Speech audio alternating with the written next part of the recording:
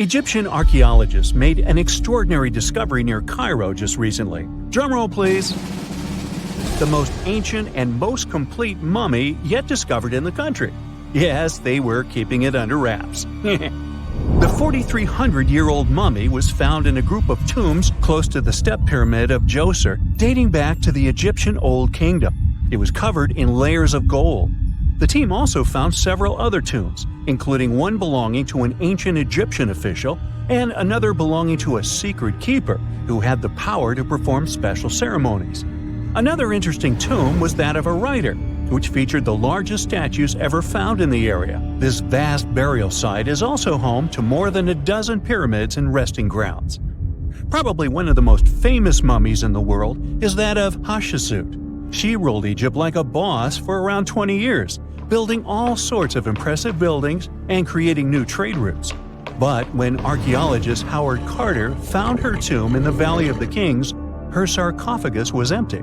However, Carter did find 2 coffins in another tomb, one of which belonged to Hatshepsut's wet nurse and the other to an unknown woman. In 2006, a team of specialists decided to investigate whether that mysterious lady was the queen herself. They found a molar tooth in a wooden box with Hatshepsut's name on it, and when they compared it to a gap in the mummy's mouth, it was a perfect match.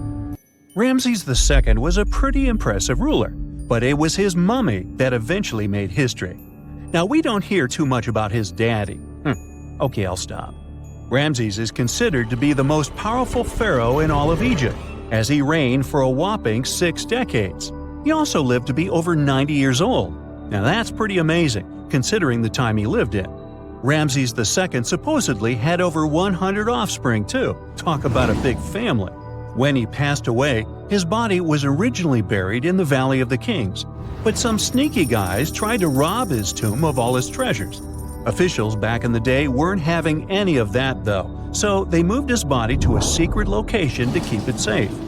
Fast forward to the 1800s, and Ramses II's mummy was discovered along with a bunch of other rulers and important officials. But it wasn't in the best condition, so archaeologists flew it to Paris to get it, pampered. Problem was, he couldn't just be transported into another country. The only solution available was to give Ramses II his own passport. His occupation was listed as king, and the document even featured his photo. Most mummies aren't necessarily known for having the most hydrated skin. But that of an ancient woman, also known as Lady Di, proves otherwise. No, not that Lady Di. This wealthy lady from ancient times was discovered in an ornate tomb in 1971, and she looked fabulous, if we can say so about a mummy. Thanks to the special conditions in her tomb, like the moisture in the environment and the lack of oxygen, her body was almost perfectly preserved. Her skin was soft, her hair was on point, and she was still flexible. The museum that now proudly displays her mummy also shows a ton of fancy items that were buried with her, like dinnerware and musical instruments. Archaeologists investigated the mummy further and discovered that she passed away from a heart attack at around 50 years old. Even though it hasn't been around for over 2,000 years, Lady Di is still making history. The mummy of Otzi the Iceman was discovered in the Alps in 1991. Austrian authorities initially thought he was a modern mountaineer because he was so well preserved. Turns out, he was actually from the Copper Age. He was found in a mountain pass over 10,000 feet above sea level. Through studying his mummy, we've learned so much about life in Copper Age Europe. For example, we know that he was a native of Central Europe and enjoyed eating meat. He also suffered from arthritis, narrowing arteries, and intestinal problems. But he likely used acupuncture and medicinal herbs to treat these conditions. And apparently, he was pretty handy with tools. He sharpened them just days before his untimely demise. Who knows if he was expecting trouble or just getting ready for some routine work. Now, King Tut and his story is most likely the one that made all mummies famous. This pharaoh passed away at the young age of 19, more than 3,000 years ago. But his mummy is still one of the most well-known in the world. When his tomb was opened in 1922, people went wild because it was still intact, unlike many other royal tombs. It had some seriously blinged-out coffins, including one made of solid gold. Not only did Tut's tomb give us a glimpse into ancient Egyptian history, but his mummy also taught us a lot about the time he lived in. DNA analysis helped identify his parents and revealed that the pharaoh had a rare bone disorder that might have made walking a bit tough. Now, Ginger is most likely one of the coolest mummies you'll ever hear about. He's like a time traveler from 5,000 years ago who's still looking fly with his golden hair and perfectly preserved nails. Ginger was discovered in Egypt and is believed to be the earliest known mummified body. Before people even knew about mummification, they used to place bodies in shallow graves in the hot, dry sand. And since the sand absorbed all the water, bacteria couldn't reproduce and the body was preserved naturally. Now, scientists are not sure if Ginger's preservation was intentional or not, but since he was buried with some pottery vessels, it's likely that whoever buried him knew some serious preservation techniques. If you want to meet Ginger in person, he's currently chilling at the British Museum. One Dutch art collector bought a statue from Asia and ended up finding a weird discovery. The statue contained a mummy hidden inside. Unfortunately, the body was too fragile to move, so they had to leave it there. The coolest part is that this mummy is over 1,000 years old and was on display for 200 years before being encased in the statue. When scientists did a CT scan, they found out that the mummy was filled with paper scraps covered in writings. Experts think he might have done this thing called self-mummification, which is a pretty intense process involving a special diet and tea that makes your body less prone to bacteria. Only a few people could handle this ritual, and those who managed to do that were seriously respected.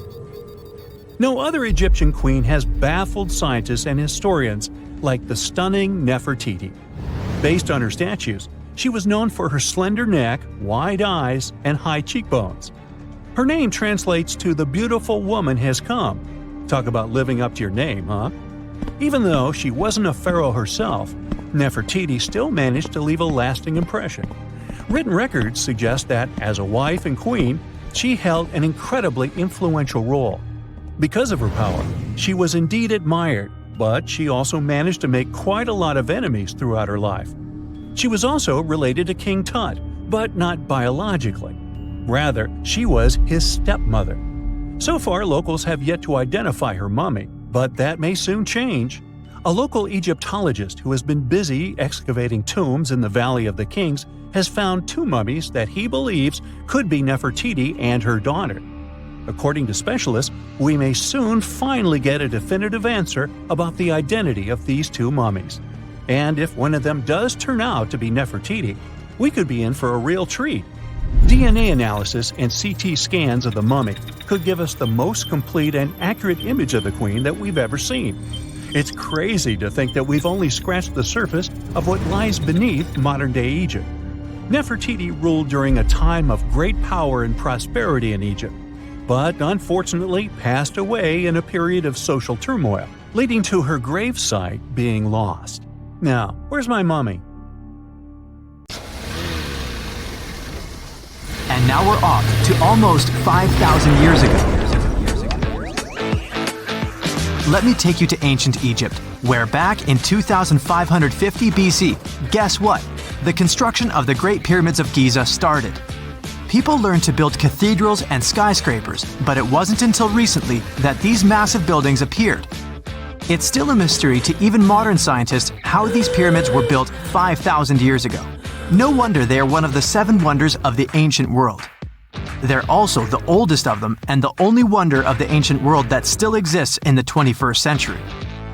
It must have taken a lot of cooperation to build a thing that massive, even for today's metrics. But the Giza pyramids weren't the first pyramids ever. The first one, called the Step Pyramid, was built around 80 years before the first Pyramid of Giza in 2630 BC for King Djoser. It wasn't meant to be extraordinary, but ended up being quite impressive. It was a pyramid of 6 stepped layers of stone. It was 204 feet high, which is as tall as a 19-story building, and it was the tallest building that existed at that time. It wasn't just a pyramid though, it was surrounded by a whole complex of buildings, including even courtyards. In ancient Egypt, people believed in the afterlife, so everyone, especially kings, wanted to make sure they had everything they needed to get ready for it. Here's why the pyramid complex was perfectly supplied with a lot of objects people used every day. The complex included a pyramid and a kind of a palace. Those buildings had many things the king loved and might need one day, like furniture, food, and gold vessels. After Djoser, building pyramids became common practice, but many pyramids weren't finished. It would usually take about 20 years to build one, but many rulers reigned way less than that. Overall, there are more than 100 pyramids. The most famous pyramids are the Great Pyramids of Giza. The first one and the biggest one was built for Pharaoh Khufu, around 2550 BC. Initially, it was 481 feet tall, which is as tall as a 40-story building. The second pyramid was built for Khufu's son, Pharaoh Khafre, around 2520 BC. It's just a bit shorter, usually standing at 471 feet high, a 39-story building. This is the pyramid with the famous statue of the Sphinx. Sphinxes have a lion's body and a human head. They were built to guard important areas. This one has the head of Pharaoh Khafre and is guarding his pyramid, facing the sunrise. The Sphinx is most well known and is one of the world's biggest and oldest statues. Originally, it had red color and did have a nose. It's still possible to see the trace of red pigment by its ears. But no one knows exactly when the nose disappeared. For some time, the Sphinx was sort of hidden underground, being covered with sand up to its shoulders. Luckily, in the early 1800s, an adventurer with a team of 160 people dug it out. The third pyramid of Giza is the smallest one, being more than twice shorter. Originally, it was 218 feet high, about the height of a 20-story building. Built in 2490 BC, it was a pyramid for Khafre's son, Menkaure. The pyramids are designed to align with the points of the compass, and their sides symbolize the rays of the sun. But back at the time, there were no compasses. Ancient Egyptians figured out the directions themselves, and with amazing precision. To align the pyramids, they used two constellations. Originally, the pyramids were covered in smooth white limestone and had a gold-silver top to reflect the sun. Later, the white limestone was taken from the pyramids by other kings and used for other buildings. Scientists estimated that ancient Egyptians used about 2.3 million stone blocks to build the first pyramid. Each block weighed more than 1 ton. This is the weight of a rhino. Some blocks were even bigger, being almost as heavy as an elephant. 4.5 millennia ago, there was no modern equipment to help build it. There were no machines, no wheels, and even no steel. The only metal available to them was copper. Even today, scientists aren't sure how the Egyptians managed to build the pyramids. There are no records left that would shed light on it. Some even think that Egyptians wanted to keep it as their secret and didn't even record it on purpose. Many believe that poor people and foreigners built the pyramids, but it's not true. Actually, the builders were very skilled workers, and they were fed and paid well. The archaeologists claim that the builders lived in a nearby temporary city and were a highly organized community with a strong leader. Scientists say that around 20,000 people worked on each pyramid complex, and it took about 20 years to build each. It probably was a national project. The construction site was large in resources, and food and essentials were likely to be contributed from all parts of Egypt. Even with all that support, it remains unclear how people managed to cut, transport, and assemble those huge stones. One of the theories suggests the stones were most likely transported on boats down the Nile River. Then, there was a harder part. They had to be moved to the construction site. For that, they probably used wooden sleds. It wasn't very hard to pull them because the sand mixed with the right amount of water was pretty slick. And 10 people could move a sled even with a rock weighing 1 ton pretty easily. Finally, one last problem. The stones had to be lifted and put into place. Archaeologists have discovered the remains of the ramps system that dates back to when the pyramids were built. Most likely, the Egyptians designed a unique system to move and pull huge stone blocks, but no one knows what it looked like exactly. The most common opinion is that there were several ramps around the pyramid to help move the blocks. The ramp was growing with the pyramid getting higher. They suppose people were walking up the stairs, pulling the stone on the wooden sled up in the middle on the sandy ramp. But this is just one of the options. Others say that the ramps were going around the pyramid. Some say the ramps were inside the pyramid. But we'll never know for sure, and it'll forever remain a mystery, just like the ancient Egyptians wanted. Surprisingly, there's not much inside the pyramids. Most of it is just solid stone with very little open space. But let's take a quick look inside the biggest of the pyramids of Giza.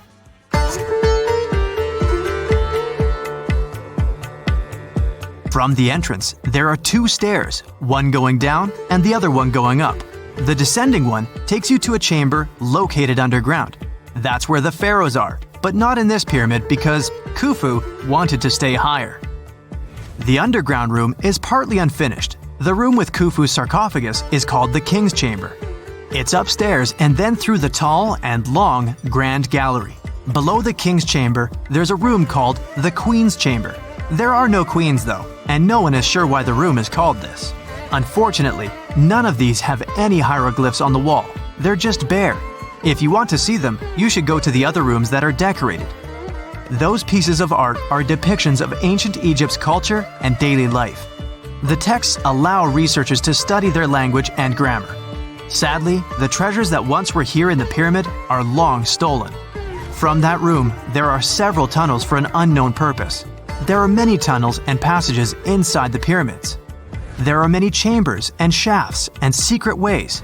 Scientists have been sending little robots with cameras there for some decades already. And the robots did discover another chamber a bit upstairs with hieroglyphs on the walls. But even today, much of the pyramids is still unknown, and there's no so-called building plan of the pyramids. Egyptians did create a mystery no one can crack for 4,500 years already. Scientists recently started to X-ray the pyramid to learn what's inside it without entering it and its narrow, mysterious tunnels.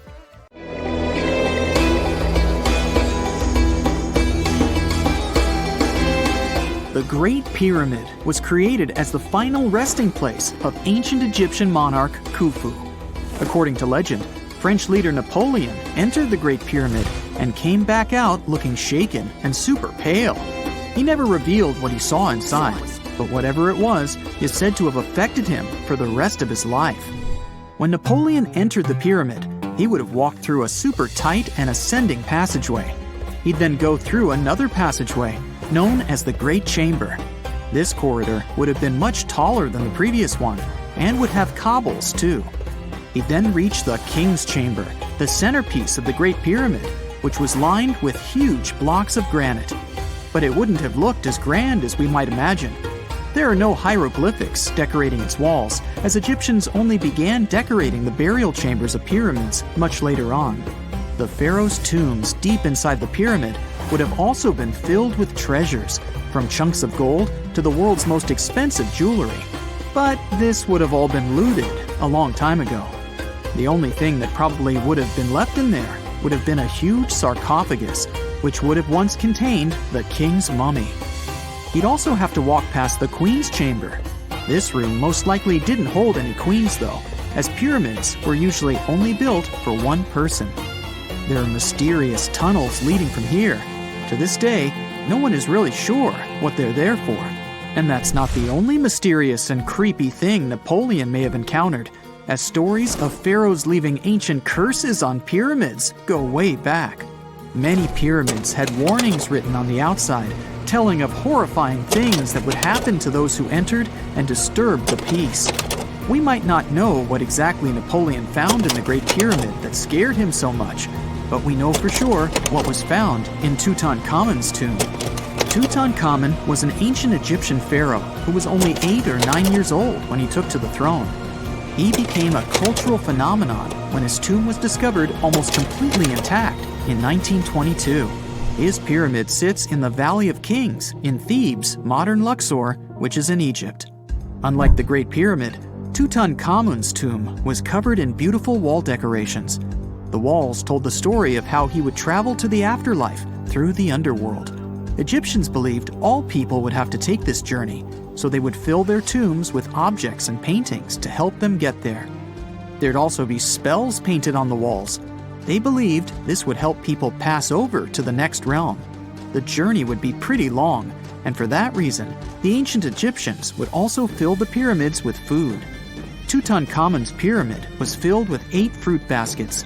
They even found something called gingerbread fruit in there. The rooms were jam-packed with furniture, statues, clothes, and staffs, amongst a whole bunch of other things. You'd likely find a lot of clothes and expensive jewelry in the pyramids as well. The ancient Egyptians wanted their ancestors to travel in style to the afterlife. They put Tutankhamun in his final resting place with over 50 pieces of clothing, all of the highest quality. There were tunics, scarves, gloves, and headdresses, and a ton of jewelry. Bracelets, pendants, necklaces, rings, and scarabs for protection were all found inside. Each of them was made of gold or precious stones. There were also fans made of ostrich feathers to keep the old pharaoh cool in the hot Egyptian sun.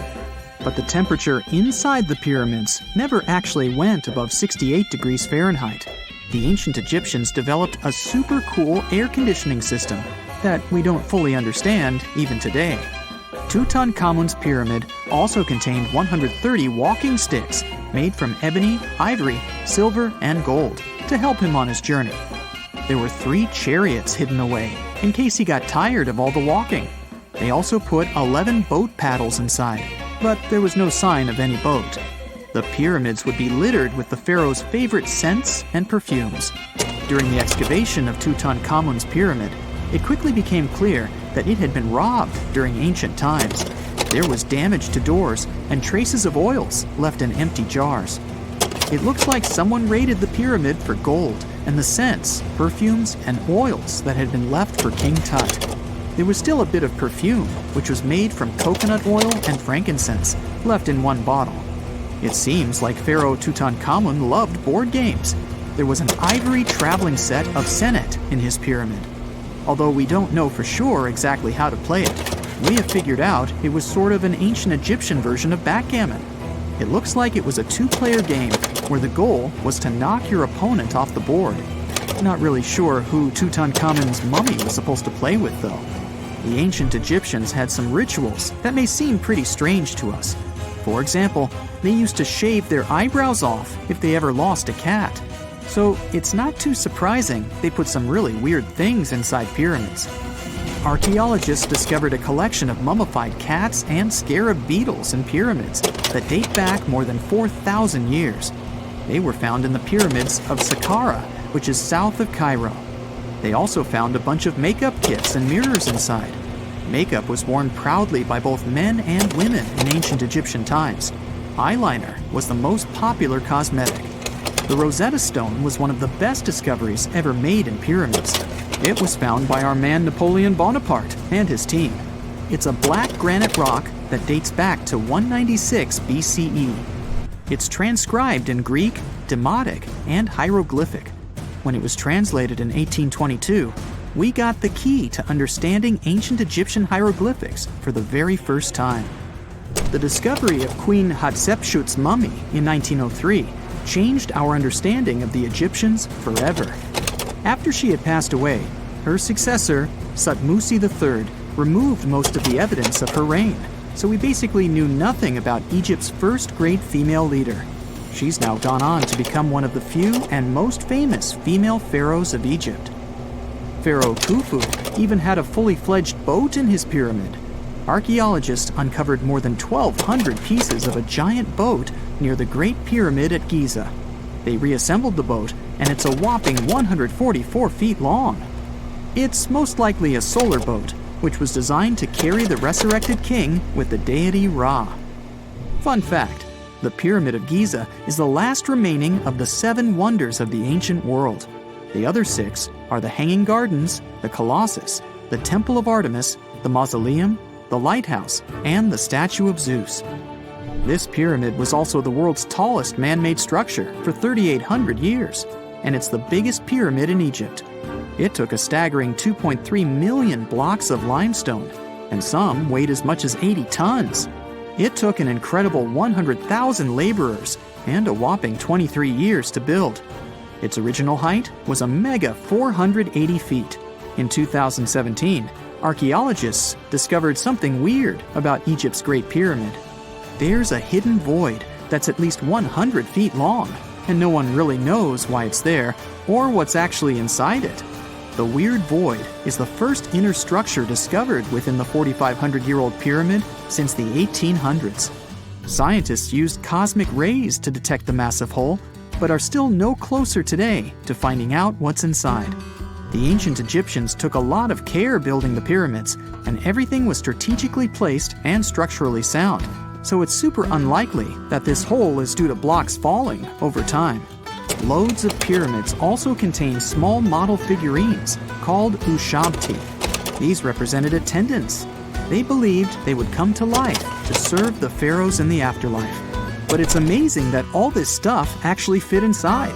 There isn't actually a huge amount of space inside the structures. It's mostly just rock. The year is 1923. Two teenagers sneak out of their homes in the middle of the night in Florida City. Rumor had it that an old man was building a rock castle by himself. But every time someone tried to see what the old man was doing, he would stop working. The curious teens managed to sneak into Ed's backyard and saw something they could later describe as magic. They recalled seeing rocks moving around like helium balloons. The old man was moving up to 30 tons of stone by himself to build his castle. Even if he didn't allow anyone to see him working, he would proudly talk about it around the town. But whenever people asked how he was building a stone castle all on his own, he simply answered, "I cracked the secret of the pyramids." This story begins in Latvia, Edward Leedskalnin's home country. Edward was born in a small village on January 12, 1887. He was born in a family of stonemasons, which is probably where he learned ancient techniques of building. However, he grew up as a sickly boy, which meant he could never carry much weight or undergo heavy physical activity. At the age of 26, an unfortunate turn of events determined Ed's fate. The love of his life broke off their engagement, and heartbroken Ed decided to move to the United States. He lived in a couple of American states before finally moving to Florida, where his life's adventure started. Ed spent years searching for the right spot of land to build his dream house. He always rejected good farmland. When people wondered why, he only smiled. Finally, when he bought land of his own, it was deemed terrible by his close friends. The soil was bedrock. He could neither plow nor farm it, but it seemed perfect for what he was seeking to build. Ed's close friends would often describe him as eccentric. When asked why he wanted to build a house, he would only say, "It's for my sweet 16. Someday she's coming back." Then, he changed the topic of the conversation. It took Ed about 30 years to finish Coral Castle, and he did it all by himself. He would only work under the cloak of night and never let anyone see what he was doing. The completed Coral Castle embodies a number of unsolved mysteries. If you were to visit the site back then, you'd have to go through a 9-ton, 8-foot-tall revolving gate door that even a kid could push with just one finger. Ed was so proud of this door that he originally named the site Rock Gate Park. It was renamed Coral Castle only much later, after Ed's passing. Once inside, visitors would access the incredible wonders of Ed's constructions: towers, mystic symbols, furniture, and swing sets, all made entirely of monolithic blocks of stone. The stones are set on top of each other, using only their weight to keep them together. And believe it or not, the entire park gathers around 1,100 tons of stone. Today, if you visit Ed's living quarters, you'll even see the simple instruments he used to construct all of this: chisels, hammers, ropes, and pulleys. The type of work he did is difficult even with modern-day equipment, let alone without it. Coral Castle's main mystery lies in how Ed managed to do it. The only photograph of Ed Leedskalnin at work shows a simple leverage structure of a chain hoist attached to a wooden tripod. The tripod was made of old telephone poles with a small wooden box on top. What was in the box is, of course, a mystery. Unfortunately, he took his secrets with him, not sharing the truth of his work with anyone else. Yet, not all is lost. as there are many theories and speculation surrounding what could have happened there. One theory says that there is a harmonic grid inside the Earth's surface, something that would create anti-gravity spots around the globe. It's believed that Coral Castle was built in such a spot. This could explain why it took Ed so long to find land that pleased him. Maybe what he was looking for was a place that allowed him to experiment with anti-gravity forces. Yet, whenever Ed talked about his work, he would say he understood the laws of weight and leverage, and, sure thing, that he had cracked the secret of the pyramid builders. And what secret is that, you might ask? According to Ed himself, it has to do with magnetism. He even published a pamphlet called Magnetic Current. There, he explains that every object has magnetic particles inside of them. A person just needs to understand where they are located inside such objects. This way, objects can be lifted and moved around without much effort, just like moving something heavy underwater. Researchers say that if we assume Ed Leedskalnin and the pyramid builders used the same technique, then it would only have taken 4,700 workers to build the Great Pyramid of Giza, instead of the 20,000 to 100,000 that is currently estimated. But this story just keeps on getting more and more mysterious. In the late 1920s, Ed was finishing the construction of Coral Castle in Florida City. Rumors about his work had spread around town. People said Ed was hiding a stash of money somewhere in his living quarters. One night, a group of men waited until Ed was alone and broke into the castle to rob him. They couldn't find the money and, luckily, didn't harm Ed. But in the following days, he decided that it was best he moved out of that land. Of course, he took more than his toothbrush along with him. Ed decided to move the entire Coral Castle to another land 10 kilometers away from where he had built the park. Legend says he hired a truck driver and asked him to swear secrecy about what Ed intended to do. He asked the driver to look away while Ed loaded the truck by himself, moving all of the rocks without any help. With the truck loaded, Ed and his castle moved to Homestead, Florida, where the park is located until this day. In 1986, a group of engineers from Florida University was called to try to fix the park's gate entrance, the 9-ton revolving door that Ed was so proud of. They arrived with plenty of modern-day equipment, including a 20-ton crane. When the engineers took the door down, they noticed that Ed had used a strange circular stone at the bottom of the revolving door. The engineers couldn't understand how this frisbee-sized rock could withstand 9 tons of weight without breaking into pieces. They sent the rock to the geology department at the University of Florida, but the geologists simply returned the rock, saying they couldn't find a match of this rock in their databases. They couldn't determine its origin. The engineers put the 9-ton gate back into place, trying to use other techniques. At first, it didn't work without the base rock Ed had originally used. So, they had to cut the gate rock to make it work as a revolving door once again, proving that modern-day technology couldn't replicate what Ed had done single-handedly. Fast forward to 2011, and another man claimed to have cracked the code of the pyramid builders and Ed Leedskalnin himself. Wally Wallington, a retired construction worker from Lapeer County, Michigan, has managed to build using similar techniques to those used by Ed. Wallington is known for having built his personal Stonehenge in Michigan. He is said to have used simple machines, such as levers and counterweights, moving around multi-thousand-pound concrete blocks. Unlike Ed, Wallington has shared his techniques with the public. Multiple videos are showing the clever engineering he built from very simple materials. It sure is impressive. The man has moved his entire barn into another property just with the help of simple tools. However, there is no way to prove that these were the same techniques used to build Coral Castle. To this day, the secrets of Coral Castle haven't been unraveled. But hey, we can always keep trying to solve it. Whenever you hear about ancient ruins, you almost never picture them being suspended somewhere, or just randomly hanging on the branch of a tree, right? In fact, for most of the ancient artifacts we have exposed in museums all over the world, archaeologists did quite an impressive amount of digging. You see, buildings have this funny way of fading away over time if not properly taken care of. Sometimes we need to reuse some building materials, so an older construction may be sacrificed in the process. Other times, houses are abandoned, and once they are exposed to the elements on the surface, like rain or sunlight, they don't really stand a chance. Some just simply crumble away due to good old erosion. So the only way a piece of architecture can survive the test of time is if it's somehow gotten buried deep down. Now, how did they end up buried in the first place? Well, it's quite the comedy of errors.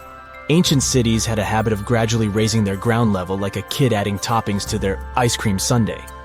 You see, these settlements were always busy collecting food and building materials to keep up with their ever-growing population. But hey, who has time to deal with waste and rubbish? It wasn't exactly high on their to-do list back in the day. So when it came to building new houses, ancient civilizations found it much easier to save their sweat and tears by piling up the rubble and constructing right on top. But that's not all. Rivers would also occasionally flood and deposit a layer of sediment on the city floors, further encapsulating those ancient constructions. And in those dry regions like the desert, where the wind likes to show off its sand and dust dance moves, you can bet it was a constant struggle to keep the establishments clean. One hilarious example is the Sphinx, which had its head buried in sand until a group of archaeologists unearthed it in 1817. Some ancient towns eventually got covered up because they were completely abandoned. With less human activity to control their expansion, plant seeds couldn't resist the opportunity and sprouted all over the place. They gobbled up carbon dioxide from the air and grew, adding more and more bulk to the ground.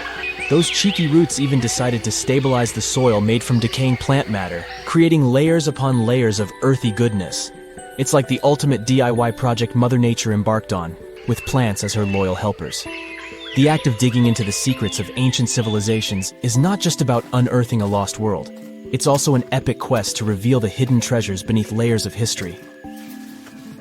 But how do archaeologists know where to dig in the first place?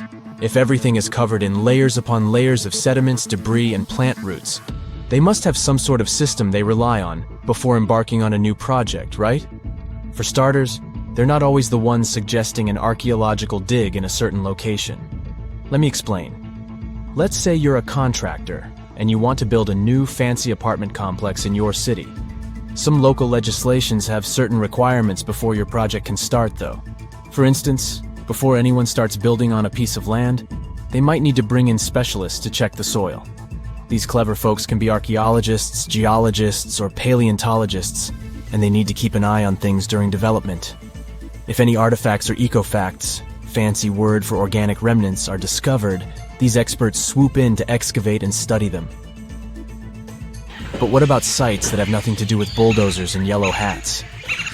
Archaeologists have more than one trick up their sleeves when it comes to locating ancient hotspots. They dive deep into historic records with a healthy dose of detective work.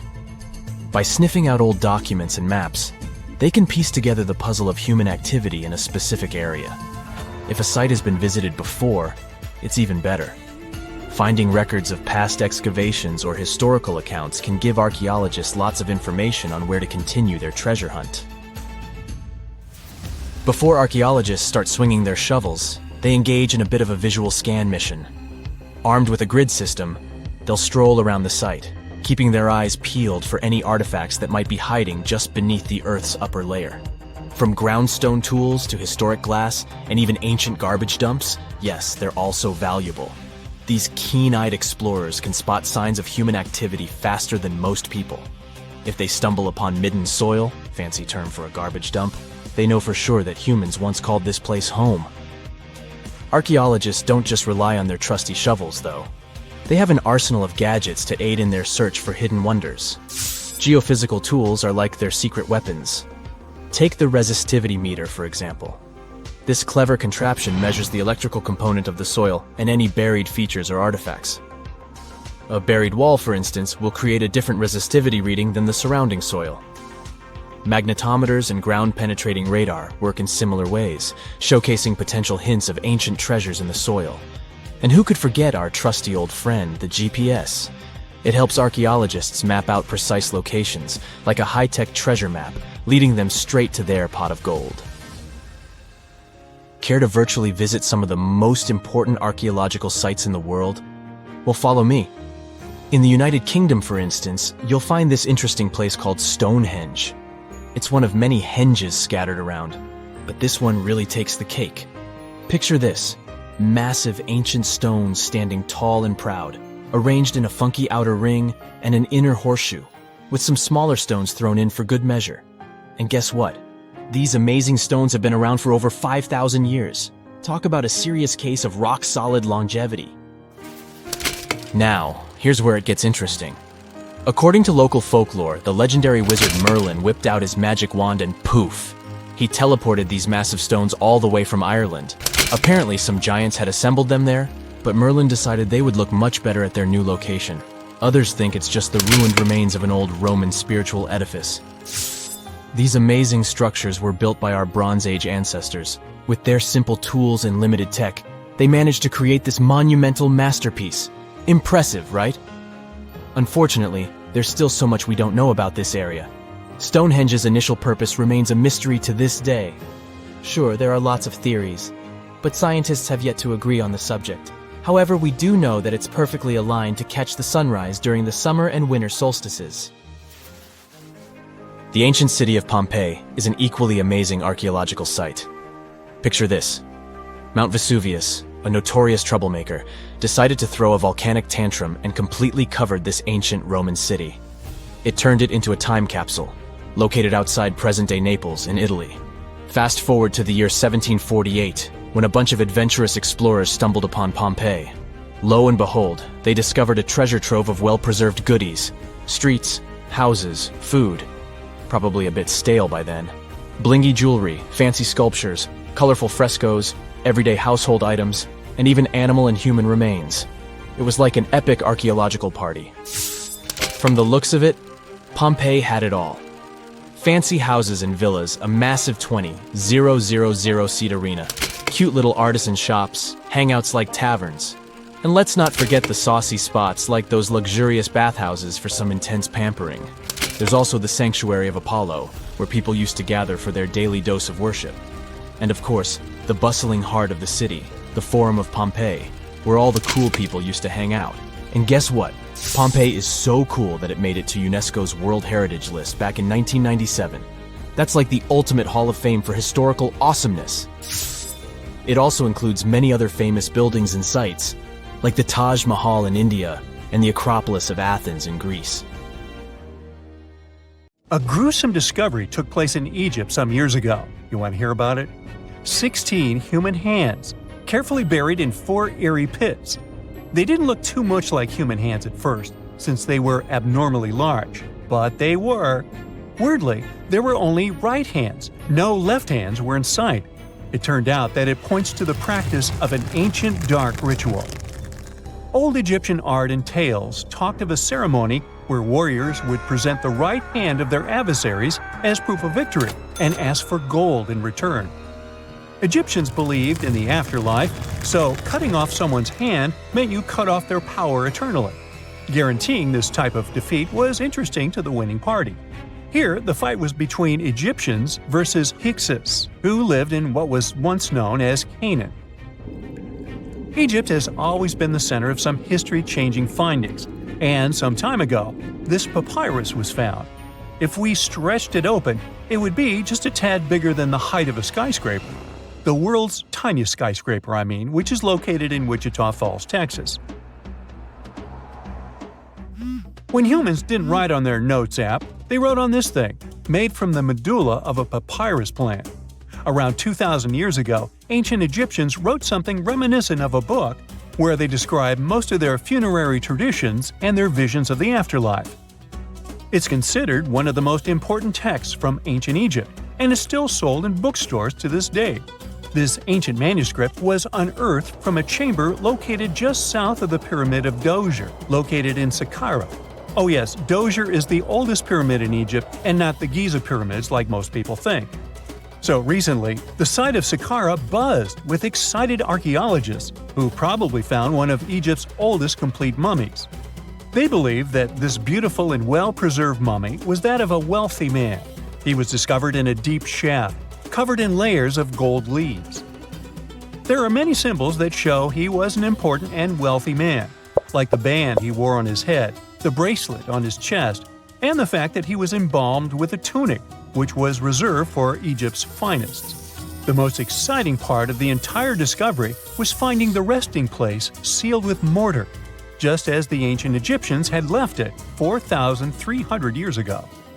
Now this may sound weird, but back in 2008, archaeologists discovered a missing pyramid. Now it went missing because it deteriorated over the span of 4,000 years. Today, you can only see its base. It was a pretty important site back in ancient times.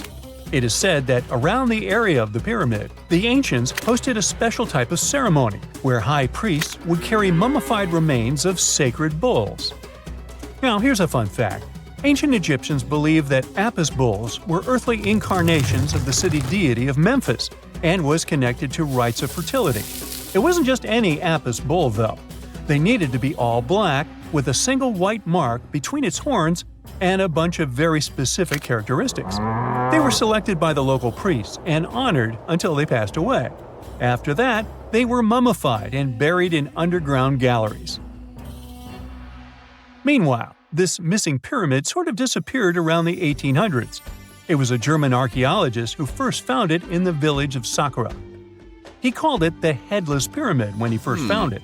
But then, years after the official discovery, the desert sand came along and covered the whole thing. There were some excavations between the 19th and 20th centuries, but they weren't too systematic.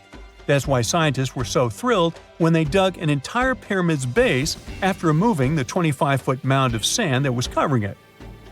Oh, and it turns out American archaeologists are excavating a cemetery in Egypt that could contain over 1 million mummified bodies. So far, archaeologists have dug around 1,700 mummies. One of the main differences from other classic Egyptian mummies is that these people weren't kings and pharaohs. They were commoners that most likely lived about 1,500 years ago, when Egypt was controlled by the Roman and Byzantine empires. The name of the cemetery is cool, though, the Way of the Water Buffalo, just in case you want to check it out on your next trip.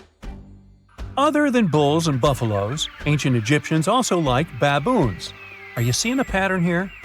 In the beginning of the 20th century, archaeologists discovered a site filled with mummified baboons in a place called, guess what? The Valley of Monkeys. An animal wouldn't have been mummified if it wasn't considered important.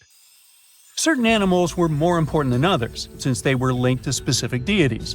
Jackals were connected to Anubis, the ancient god of the afterlife, and cats were likened to the female deity Bastet. Baboons were a pretty big deal, since they were believed to be connected to Thoth, the deity of wisdom and advisor to Ra, one of Egypt's supreme deities. The archaeologists who studied these animals weren't too happy. They think these baboons were kept inside and were deprived of sunlight for most of their lives. They had extreme vitamin D deficiencies and they were poorly fed. Maybe Thoth got angry with these baboon keepers. Just a guess.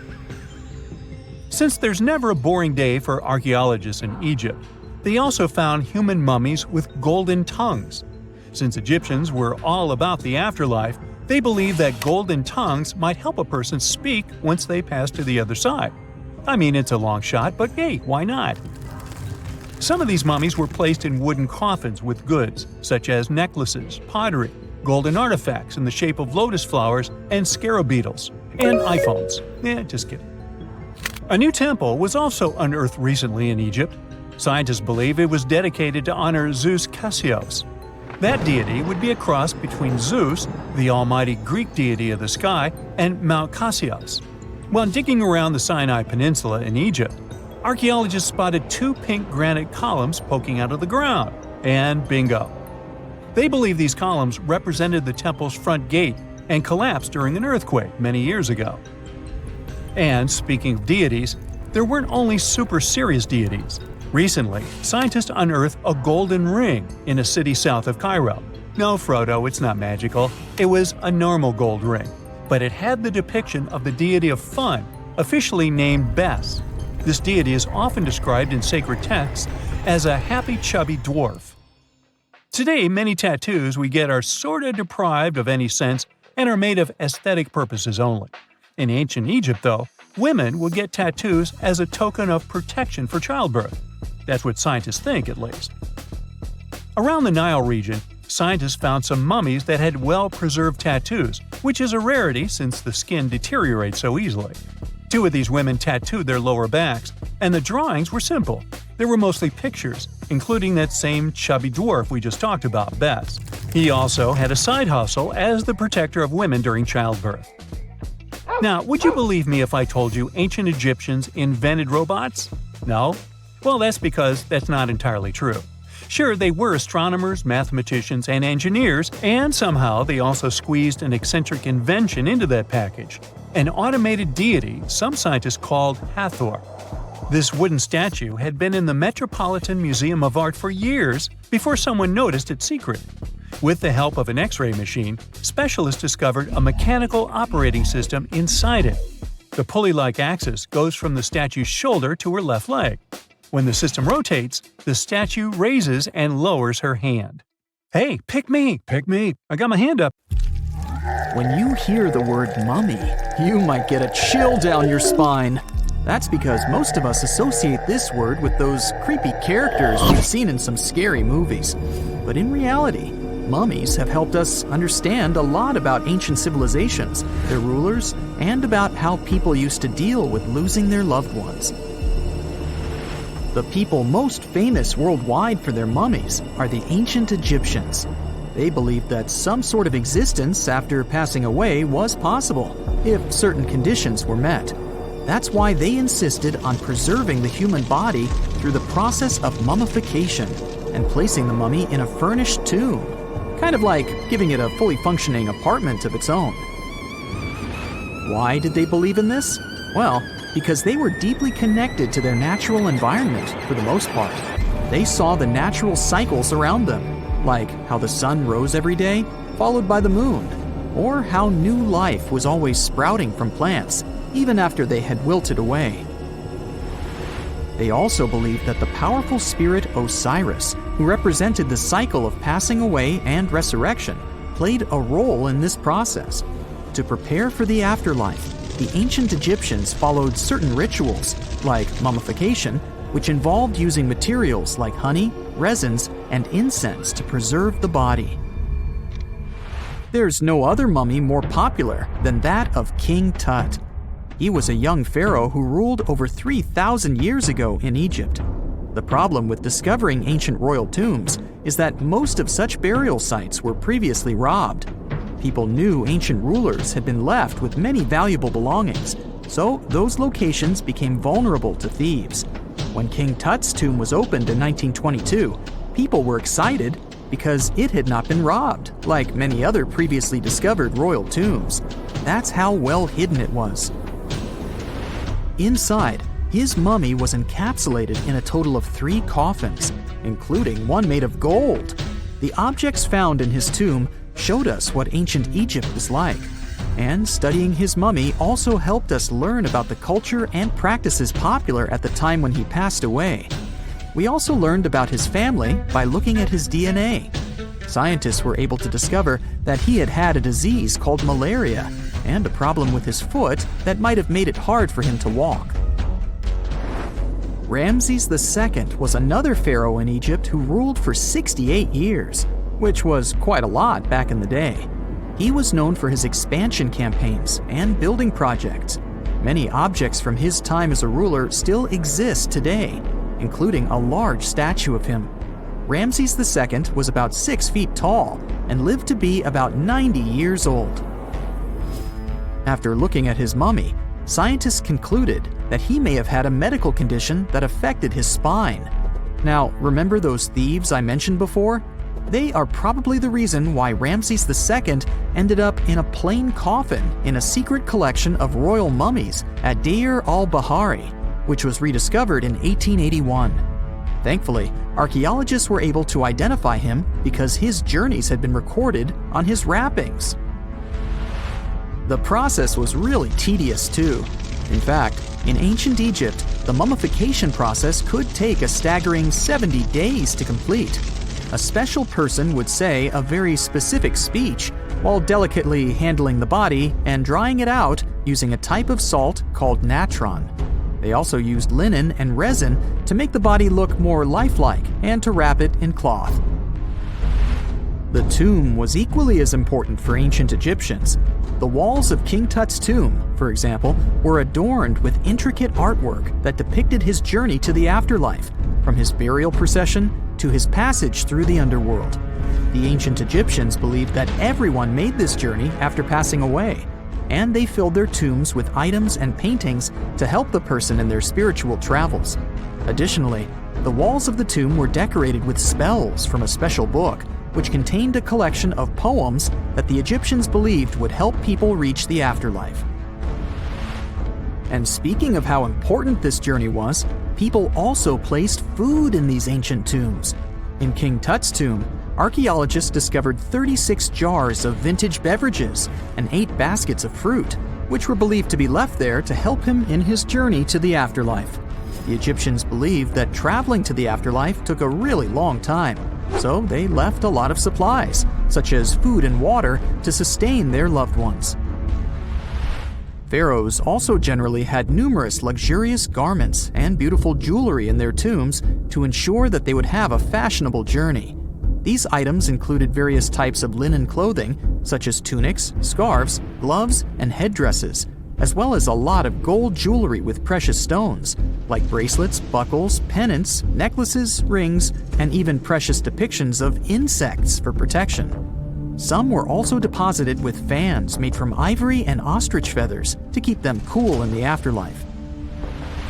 Some ancient rulers were even placed in their forever apartments along with boats. For example, Pharaoh Khufu built the Great Pyramid at Giza as his tomb, and a large ship was found inside.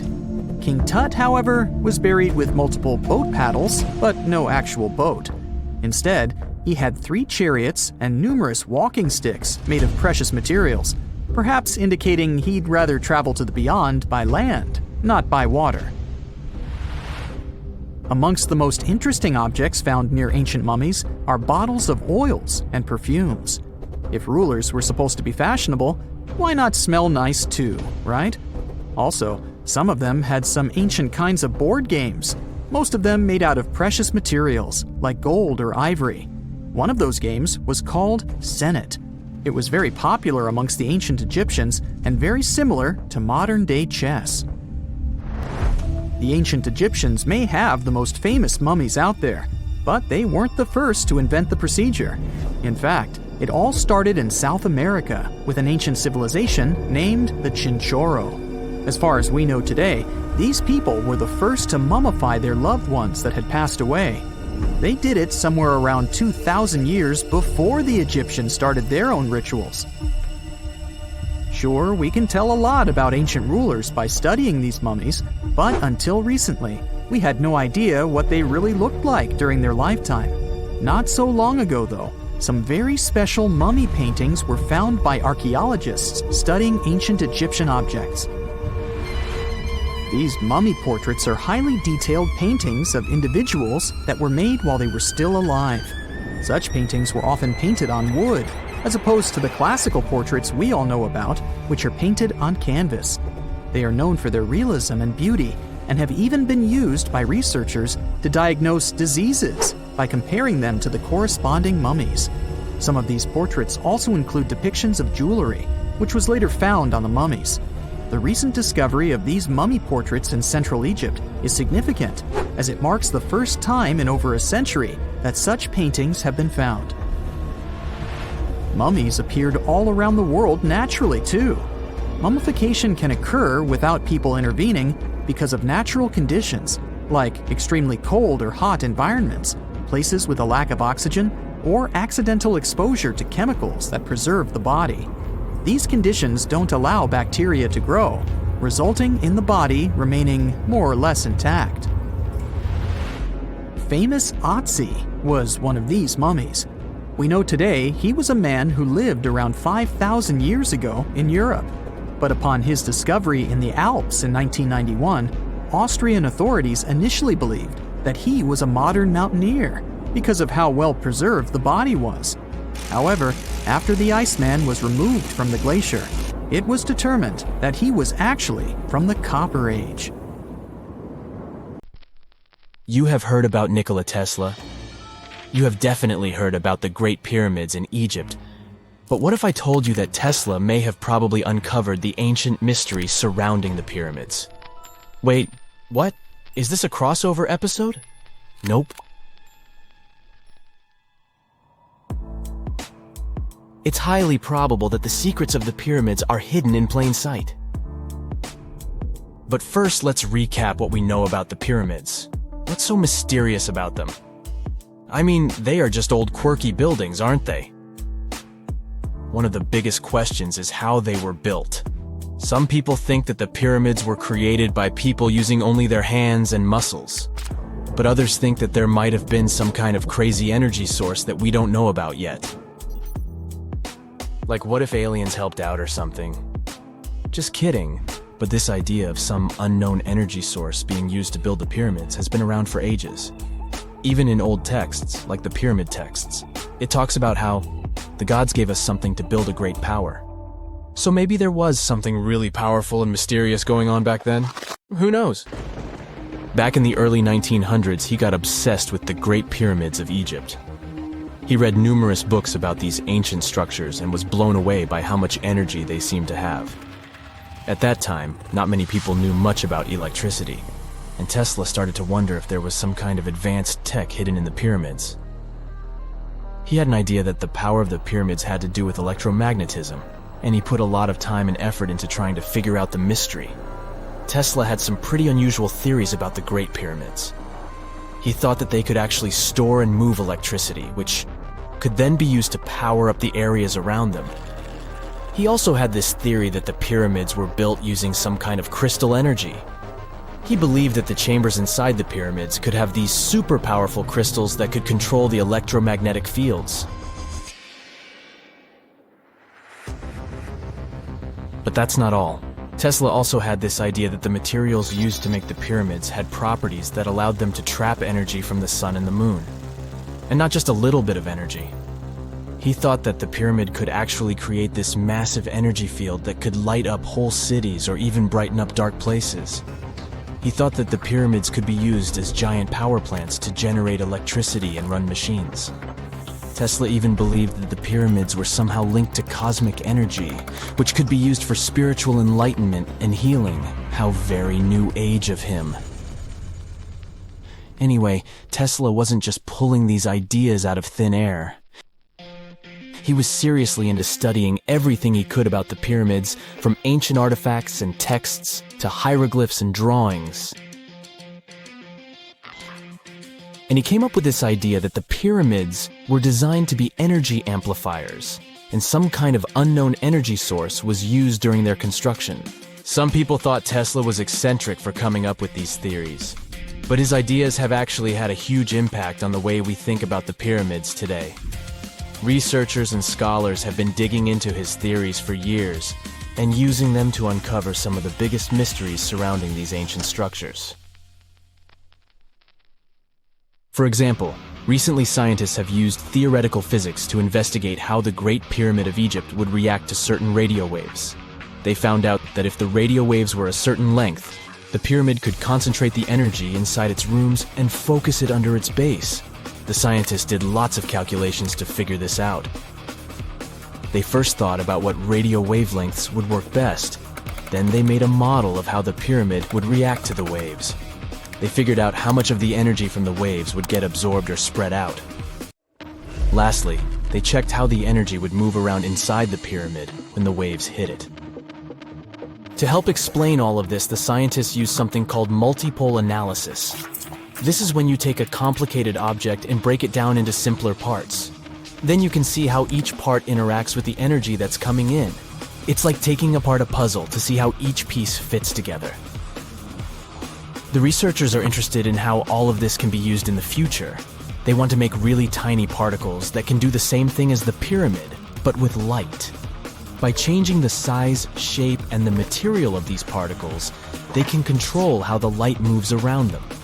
This can be really useful for things like making tiny sensors or super-efficient solar cells? The scientists had to make some guesses when they were doing their research. They assumed that there weren't any hidden spaces inside the pyramid, and that the material used to build it was all the same. But even with these guesses, they still made some pretty impressive discoveries. But the pyramid study is not the only proof that Tesla was ahead of his time. There are more Tesla's projects that seemed unrealistic at the time, but that scientists and enthusiasts reevaluate and try to implement today. Let's talk about Tesla's most ambitious project, the Wardenclyffe Transmission Tower. Back in 1900, Tesla was already a big shot when it came to electrical engineering in America. People were blown away by his amazing inventions and the fact that he managed to outdo Thomas Edison in the battle of currents. However, Tesla wasn't content to rest on his laurels. He decided to embark on his most ambitious project yet, the transmission tower at Wardenclyffe. It was built between 1901 and 1905, and it was based on one of Tesla's breakthrough ideas. He had a vision to make the impossible possible by creating a global wireless communication system. It would use Earth itself as a conductor, transmitting music, news, stock market reports, secured military communications, and even facsimile images. Does it sound familiar? Right, it sounds just like the internet that we use today, only without the use of any wires. But Tesla had a much bigger dream in mind, to transmit power wirelessly. He already proved that high-frequency signals could be sent without any wires using his Tesla coil transformers, and this sparked his obsession with wireless energy transmission. His vision was to not only transform the way we communicate, but also to find a way to transfer power currents globally by tapping into the Earth's natural energy. Tesla believed that there was an abundance of free energy all around us that could be used for humanity's benefit. In 1899, he conducted some top-secret experiments and got convinced that it was possible to transmit electrical power through the Earth's upper atmosphere. This is actually how the Wardenclyffe Tower was created. It was supposed to be the prototype station for a network of towers all over the globe that would provide the whole world with wireless energy. Unfortunately, Tesla didn't have the resources or the patience of his investors to bring this project to fruition. It ran into all sorts of financial problems and roadblocks, and in 1917, the unfinished tower was finally torn down for scrap metal to pay off Tesla's mounting debts. Now it remains a sad reminder that even the greatest minds can sometimes fall short of their dreams. The original red brick laboratory, however, is still there, and it is the only Tesla lab that has survived. Fun fact, in 2017, a film crew made a crazy discovery. They used ground-penetrating radar to explore the area around Wardenclyffe, and they found a whole series of tunnels stretching for hundreds of feet underneath the site. Nobody knows exactly what these tunnels were used for, but people have been speculating for years that they were part of Tesla's grand plan. Wardenclyffe, of course, is a major landmark for Tesla enthusiasts from all over the world. Who knows? Maybe someone will finally crack the mystery of the tunnels one day. But even if they don't, the legacy of Tesla and his amazing ideas lives on. The story goes that two Mayan twin boys loved to play ball. Sure, they were really good at it, but they also made a lot of noise when playing. The lords of the underworld soon became bothered by the sound and summoned the two boys to the underworld, a place the Mayans called Xibalba. As soon as the boys reached their gloomy destination, the lords of the underworld began putting them through a series of tests. Soon enough, the inexperienced twin boys failed the tests and lost their lives. But this was not in vain. This sad event resulted in the appearance of a beautiful fruit tree. Soon enough, a young woman saw a beautiful fruit on this tree and reached up to pick it. Legend has it that soon after that, she gave birth to another set of twin boys named Hunahpu and Xibalba. Just like their ancestors, these twins were great ball players, but they were equally as loud, and the lords of the underworld became annoyed again. They decided to ask this pair of twins to come to play a game in the underworld, hoping to get rid of them too. When the twins arrived, the lords sent them through a number of frightening places. The first one was the House of Gloom, which was very dark.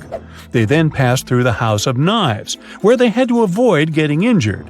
The twins then built a fire in the House of Cold, so that they didn't freeze, and ran through the house of jaguars, where they tricked the animals into not eating them. Finally, they entered the house of bats, where they seemed to have lost their luck. One of the bats managed to run off with Hunapu's head. The lords then challenged the twins to play ball with them, but the boys were clearly at a disadvantage. Xibalanqui placed a turtle on Hunapu's shoulders to make up for his lost head, and they began playing. As the lords became distracted by an animal near the court, Xibalanqui stole his brother's head and placed it back in its place. Much to the annoyance of the lords, the twins were now able to tie the game. Hunapu and Xibalanqui continued to perform a series of tricks for the lords of the underworld. One of them involved Xibalanqui injuring Hunapu and then bringing him back to life. The lords were so impressed by the twins' performance that they asked them to do the same trick on them. Of course, the twins agreed, but after performing their trick on some of the lords, they refused to revive them. Seeing what had happened, the lords of the underworld admitted defeat and begged for their lives, promising not to intervene in the lives of people ever again. Hunapu and Xibalanqui were happy to have avenged their ancestors and gained the respect of the lords. Legend has it that the lords of heaven were so impressed by the twins that they took them to live in the sky by turning them into the moon and the sun. The Maya civilization was one of the most dominant indigenous societies in history, and their folklore and traditions are still discovered and studied today. They used to live in a territory called Mesoamerica.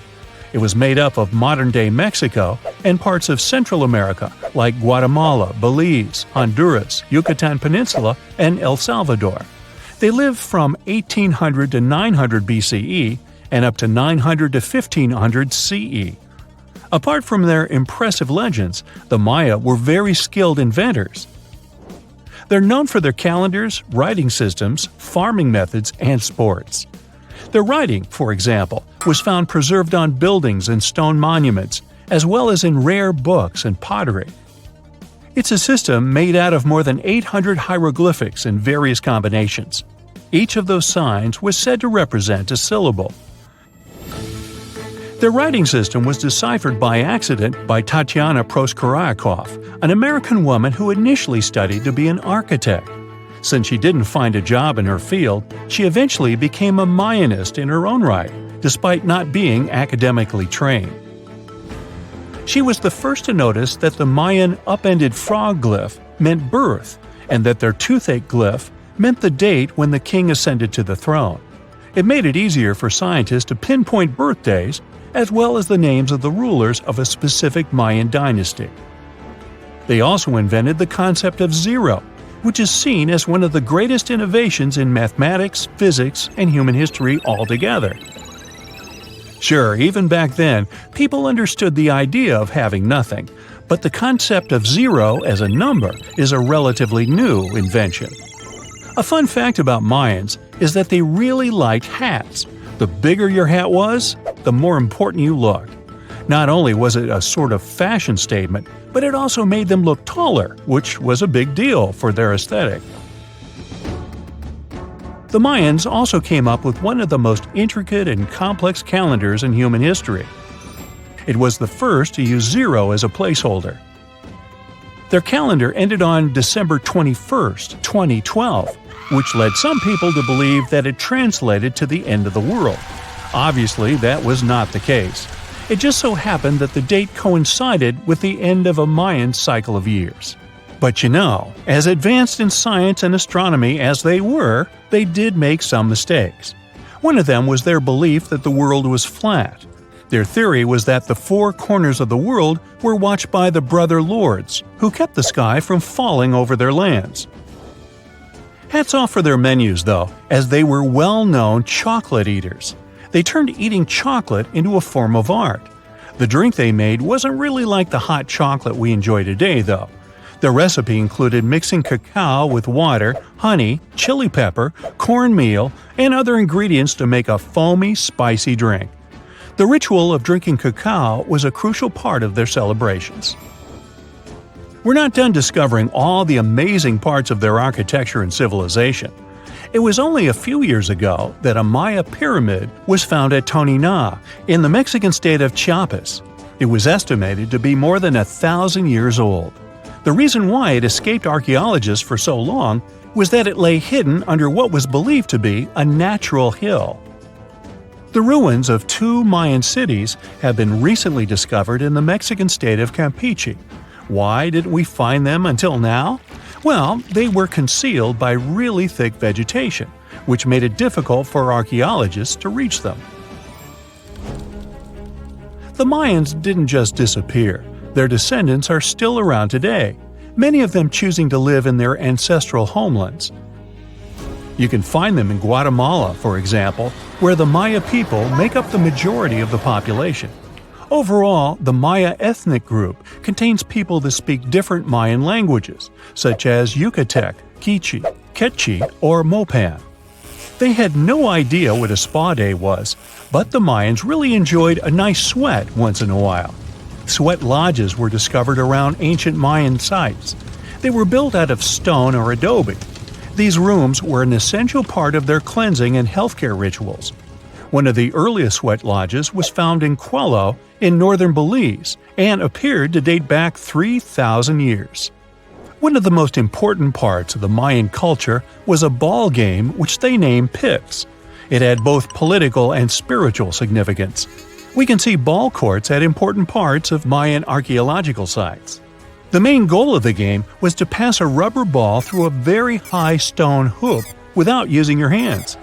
Basically, it was a combination of soccer and basketball. However, it could have serious consequences. The loser could, at times, even lose his own life. Ooh, high stakes indeed. Because of this game and the need for bouncy balls, the Mayan people were some of the first cultures to use rubber. They made it using natural latex. There were different kinds of rubber depending on what natural substances the latex was mixed with. And that, my friend, is the way the ball bounces. Sorry, but you know me, I just couldn't resist. Imagine working 7 days a week on a large-scale construction site. You, along with thousands of others, carry millions of stone blocks and put them on top of each other according to a complex system. You work without modern construction equipment. You have no air conditioning or constant access to water. It's so hot outside that you can fry eggs on the road. You've been building the pyramid for decades, and now, when it's finally done, you enjoy the result of the colossal work of thousands of people. You're looking at a giant cultural monument of global value that will freeze in time and amaze people for tens of thousands of years. A few thousand years have passed. People in the 21st century see the pyramids and are like, wow, I can't believe humans have built this. Yeah, the people who built the pyramids wouldn't have appreciated such a theory. But actually, there are reasons to believe that people built it using some fantastic technology. From the outside, it seems the Great Pyramids are just big triangles of stone. People just put some heavy blocks on top of each other, and that's it. In fact, the design seems too perfect to be true. The pyramid consists of more than 2 million blocks. They lay so close to each other and are so even that you couldn't squeeze even a thin sheet of paper between them. Scientists still can't figure out the exact technology for building the Egyptian pyramids. One of the biggest and most famous is the Great Pyramid of Giza. This huge construction, well known all over the world, has one big secret. There should be a capstone on top of the pyramid. It's a triangular-shaped stone block, a small pyramid on top of a huge one. It's also called a pyramidion. The builders of ancient Egypt made it out of granite and limestone and covered it with gold. No records or old drawings prove that there was a pyramidion at the top of the Great Pyramid of Giza. But there's another ancient Egyptian structure with such a triangle, the Red Pyramid. It was built before the Great One, and its capstone has survived to this day. Archaeologists have found and reconstructed it. But where could the capstone of the Great Pyramid be? It's a mystery that still has no answer. Some are sure that some thieves have stolen it from the top. Maybe they just climbed up and pushed the pyramidion down. It makes perfect sense. The capstone was probably the most valuable element of the pyramid. Many scientists and archaeologists still don't know its exact purpose. Some believe that this peak covered with gold glorified the pharaohs.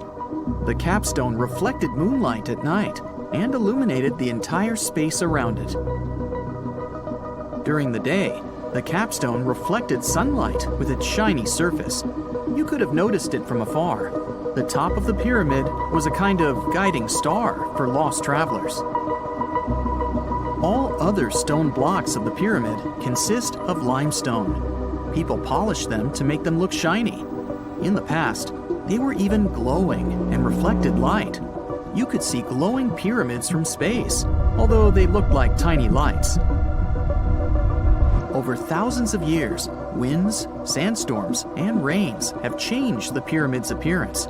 If people had taken care of them all this time, they would have looked like something out of science fiction movies, or the pyramids from Las Vegas. But unfortunately, we will never see their original appearance. Some archaeologists and scientists believe that the capstone could absorb the sun's energy and distribute it evenly throughout the pyramid. No one knows precisely why the Egyptians needed this technology. There's a theory the pyramids are ancient energy systems. The pharaohs applied this energy to use some unique technologies that were more advanced than all the achievements of the 21st century.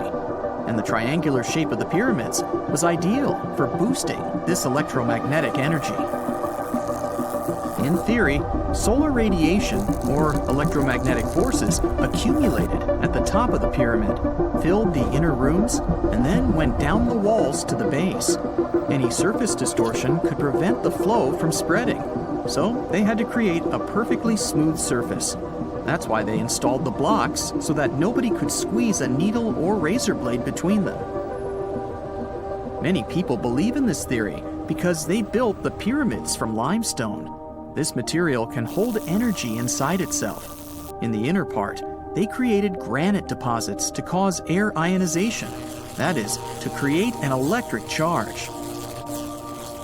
They also dug channels under the pyramid for water to transmit electricity. And at the top, they put a gold capstone, the best conductor of electricity. So, this is how you get a great power generator. Different cultures used similar technologies to create electricity all over the world. But these are all theories. If it had been working, humanity would have used these technologies today. There are mentions of the metal industry, chemistry, engineering, physics, mathematics, and astronomy in some ancient records. Most scientists don't believe in all these things. We know the detailed stages of the technology's development in different cultures. In the 21st century, scientists, historians, and anthropologists can track the evolution of all modern devices. If people had created some technological inventions in ancient times, the history of the world would have looked different. Perhaps all the achievements of antiquity could have been wiped off the face of the earth by global cataclysms, and it can happen to us. Just imagine how people would dig up a laptop in 5,000 years. Perhaps they wouldn't understand what kind of device it is. Another Egyptian wonder surrounded by mystery is the statue of the Sphinx. The Egyptians carved it out of a single massive piece of limestone about 4.5 thousand years ago.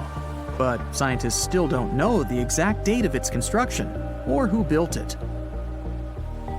People painted the Sphinx in different colors, so it looked much brighter and more vivid in the distant past. It was shining just like the Great Pyramids. Anyway, time hasn't only changed its appearance, but its name too. Initially, the Egyptians called it Horemeket. The Greeks renamed it the Sphinx about a few hundred years after it had been built.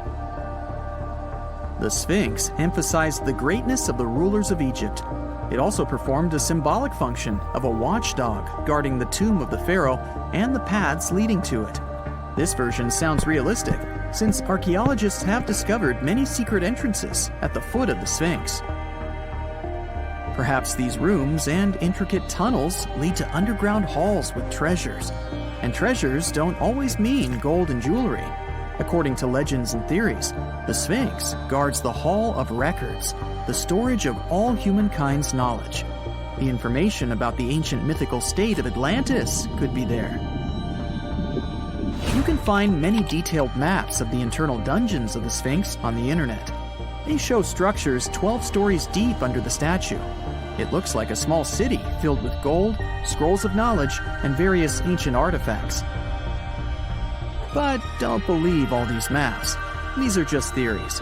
Several thousand years have passed, but people have very little information about it.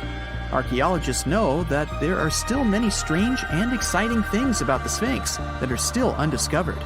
Some locals are afraid to research because they believe they can awaken something terrible from the underground depths.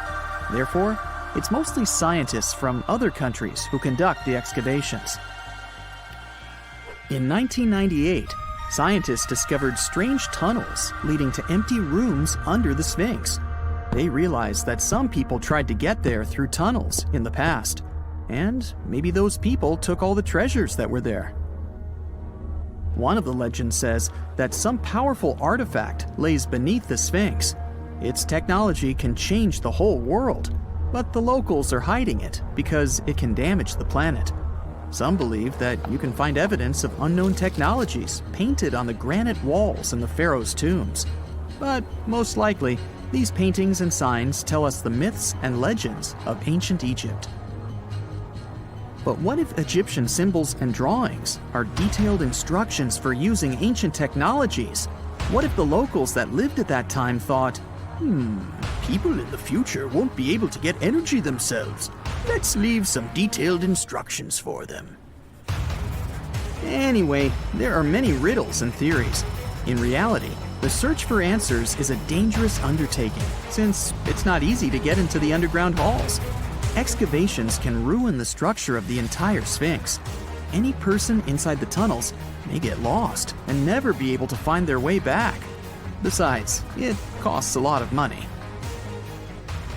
Now, what would be awesome is if people could invent some device that could scan underground areas and show their detailed models. There are countless doors all over the world that haven't been opened for decades, and even centuries. The question is why? It seems that nowadays you can open any door you want. The truth is that some doors were sealed for a grave reason. And so far, nobody has found out what treasures and mysteries they hide. Here are 4 doors that keep their secrets all too well. The Taj Mahal. First up, we've got the Taj Mahal in India, one of the most romantic places in the world. Shah Jahan commissioned it in 1631 and dedicated it to his 3rd wife, who he loved like crazy. They were married for 19 years and had a whopping 14 kids together. But unfortunately, she passed away while giving birth to their last baby. Shah Jahan was heartbroken and decided to build an epic tomb to remember her by. The construction took a whopping 20 years to finish. The building has quite an interesting layout. The design is super unusual with these 4 massive 130-foot tall minarets that stand on the corners of a huge platform. They're not just there for looks. Back in the 17th century, architects were having some serious issues with buildings collapsing under their own weight. So, the chief architect of the Taj Mahal made sure to place those minarets as far away from the tomb as possible. And he even tilted them in a way so that if they did fall, they wouldn't wreck the rest of the Taj Mahal. Talk about planning ahead. The Taj Mahal is hiding some crazy secrets. There are sealed rooms all over the place that nobody is allowed to enter. And if you check out photos of the building from the riverside, you can spot 2 basements. But guess what? They're sealed up too. Nobody knows what's inside or why they've been locked up since the time of Shah Jahan. Apparently, there's a good reason why those rooms are off limits. Some researchers think that they were built using marble, which turns into a different substance called calcium carbonate if it's exposed to carbon dioxide. And when that happens, little bits of marble start chipping off like crazy. To make matters worse, there's no air flowing into these rooms. That means that if too much CO2 builds up in the basement, the 4 minarets could collapse. But wait, there's more. Some people think that the body of Shah Jahan's wife can be found in one of these sealed-up rooms in pristine condition. Why not? Who knows what the mysterious rooms might keep? The Great Sphinx of Giza. The Great Sphinx of Giza is shrouded in mystery. It's not just the largest monolith statue in the world, but it's also a hybrid creature with a woman's head and a lion's body that originates from Egyptian and Greek mythology. It's also very ancient. It's estimated to be around 4,500 years old. The construction of this marvel took about 3 years and required 100 workers who were not slaves and were treated with delicacies like sheep and goat meat. It is also thought that it used to be much more massive than it is now. Archaeologists found huge stone blocks and abandoned toolkits near the site. However, the real secrets of the Sphinx lie underground, near its paws. A group of scientists used a seismograph to detect 2 hidden chambers beneath the Sphinx's paws. Some people think that these rooms might be the legendary Hall of Records, which holds ancient scrolls revealing the secrets of the universe. I mean, that's way cooler than any library I've ever been to. Rumor has it that the Egyptians even had info on Atlantis stashed down there, which is like a super old version of a conspiracy theory. Unfortunately, we can't go on an adventure to check it out just yet. The chambers presumably have 2 entrances, but both remain sealed. The researchers haven't yet received the green light to check out their theory. Let's hope they won't keep us in suspense forever. Sri Padmanabhaswamy Temple. This temple is located in the beautiful state of Kerala in India. This temple is famous for more than just its breathtaking beauty. Underneath the temple there are 6 vaults, creatively named A, B, C, D, E, and F. The enormous iron doors to these chambers add to the mystery of what's behind them. A few years back, the authorities decided to open these vaults to the world, but it wasn't an easy task. You can't just open the doors and enter the vaults. It required a lot of work.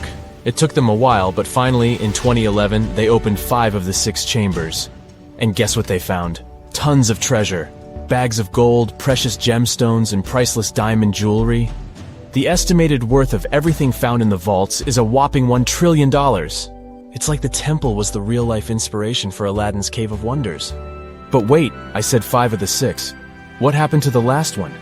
Vault B has remained closed, but not for lack of trying. They simply didn't manage to open it. There is even a belief that it's fatally cursed. Legend says that only a saint or sage can break the curse by chanting a specific mantra. But no one has been able to do this yet, presumably because we don't have saints or sages at our disposal. There is also rumor that in the 30s some temple invaders tried to enter Vault B to do some good old looting. But they never reached their target. Apparently terrible snakes materialized out of nowhere and chased the gang away. But of course, this is just an urban legend, and there is not proof of that.